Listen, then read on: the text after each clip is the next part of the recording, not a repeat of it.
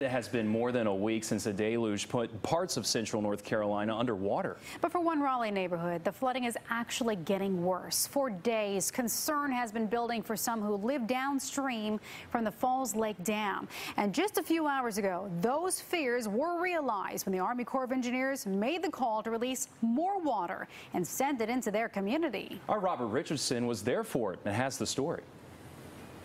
With his dock already under 5 feet of water, Ed Smallwood spent the past week pleading with the Army Corps of Engineers not to increase its output. I've done everything I know to do, short of taking hostages. He called generals, he called Congress in hopes of holding the dam to the 30,000 gallons per second it's released over the past few days, or even the 37,000 per second on Thursday. We want them to release the water.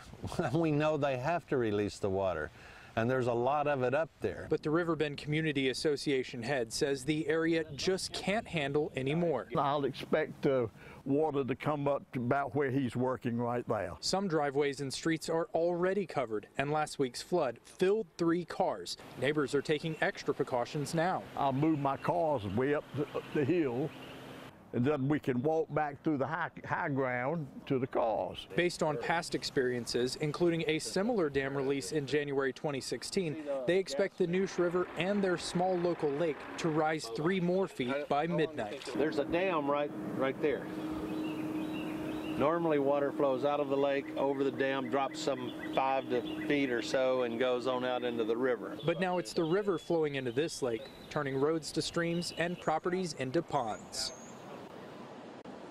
You can see there's a lot of water rushing out. That's about 45,000 gallons per second. That's up from the 38,000 gallons per second yesterday. They were waiting to see what the overnight storms brought here. They were only about 3 inches of rainfall away from having a high level again at the lake above the dam, and got more than an inch last night. Army Corps of Engineers tells me that they plan on keeping this flowing at this rate for about a week, then dropping it down to about 30,000 gallons per second for a week after that. Reporting live at Falls Lake Dam, Robert Richardson, CBS North Carolina. Robert,